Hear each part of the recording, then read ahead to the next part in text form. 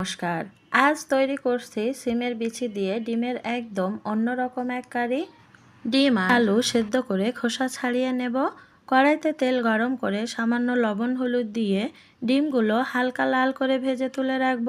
ওই তেলেই দারুচিনি, এলাচ, লবঙ্গ, তেজপাতা ফোড়নে দেব। এরপর কুচানো পেঁয়াজ দিয়ে ভাজবো।